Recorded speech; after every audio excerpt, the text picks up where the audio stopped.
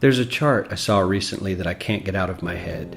A Harvard business professor and economist asked more than 5,000 Americans how they thought wealth was distributed in the United States. This is what they said they thought it was. Dividing the country into 5 rough groups of the top, bottom, and middle 3 20% groups, they asked people how they thought the wealth in this country was divided. Then he asked them what they thought was the ideal distribution. And 92%, that's at least 9 out of 10 of them, said it should be more like this. In other words, more equitable than they think it is. Now that fact is telling, admittedly, the notion that most Americans know that the system is already skewed unfairly. But what's most interesting to me is the reality compared to our perception. The ideal is as far removed from our perception of reality as the actual distribution is from what we think exists in this country. So ignore the ideal for a moment. Here's what we think it is again. And here is the actual distribution. Shockingly skewed. Not only do the bottom 20% and the next 20%, the bottom 40% of Americans barely have any of the wealth. I mean, it's hard to even see them on the chart. But the top 1% has more of the country's wealth than 9 out of 10 Americans believe the entire top 20% should have. Mind-blowing. But let's look at it another way, because I find this chart kind of difficult to wrap my head around. Instead, let's reduce the 311 million Americans to just a representative 100 people. Make it simple. Here they are: teachers, coaches, firefighters, construction workers, engineers, doctors, lawyers, some investment bankers, a CEO, maybe a celebrity or two.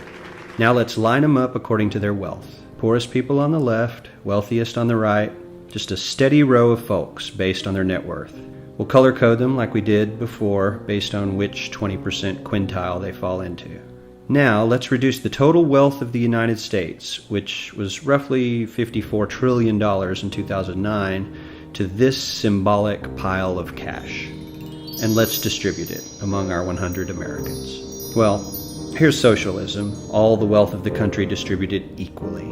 We all know that won't work. We need to encourage people to work and work hard to achieve that good old American dream and keep our country moving forward. So, here's that ideal we asked everyone about. Something like this curve. This isn't too bad. We've got some incentive, as the wealthiest folks are now about 10 to 20 times better off than the poorest Americans. But hey, even the poor folks aren't actually poor, since the poverty line has stayed almost entirely off the chart. We have a super healthy middle class with a smooth transition into wealth. And yes, Republicans and Democrats alike chose this curve. 9 out of 10 people, 92%, said this was a nice, ideal distribution of America's wealth. But let's move on. This is what people think America's wealth distribution actually looks like. Not as equitable, clearly, but for me, even this still looks pretty great. Yes, the poorest 20 to 30% are starting to suffer quite a lot compared to the ideal, and the middle class is certainly struggling more than they were, while the rich and wealthy are making roughly 100 times that of the poorest Americans, and about 10 times that of the still healthy middle class. Sadly, this isn't even close to the reality. Here is the actual distribution of wealth in America. The poorest Americans don't even register. They're down to pocket change, and the middle class is barely distinguishable from the poor. In fact, even the rich between the top 10 and 20 percentile are worse off. Only the top 10% are better off. And how much better off? So much better off that the top 2 to 5% are actually off the chart at this scale. And the top 1%, this guy, well, his stack of money stretches 10 times higher than we can show. Here's his stack of cash, restacked, all by itself. This is the top 1% we've been hearing so much about.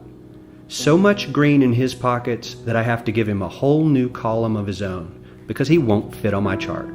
1% of America has 40% of all the nation's wealth. The bottom 80%, 8 out of every 10 people, or 80 out of these 100, only has 7% between them. And this has only gotten worse in the last 20 to 30 years. While the richest 1% take home almost a quarter of the national income today, in 1976 they took home only 9%, meaning their share of income has nearly tripled in the last 30 years. The top 1% own half the country's stocks, bonds, and mutual funds. The bottom 50% of Americans own only 0.5% of these investments, which means they aren't investing. They're just scraping by. I'm sure many of these wealthy people have worked very hard for their money. But do you really believe that the CEO is working 380 times harder than his average employee? Not his lowest paid employee, not the janitor, but the average earner in his company. The average worker needs to work more than a month to earn what the CEO makes in 1 hour. We certainly don't have to go all the way to socialism to find something that is fair for hardworking Americans. We don't even have to achieve what most of us consider might be ideal. All we need to do is wake up and realize that the reality in this country is not at all what we think it is.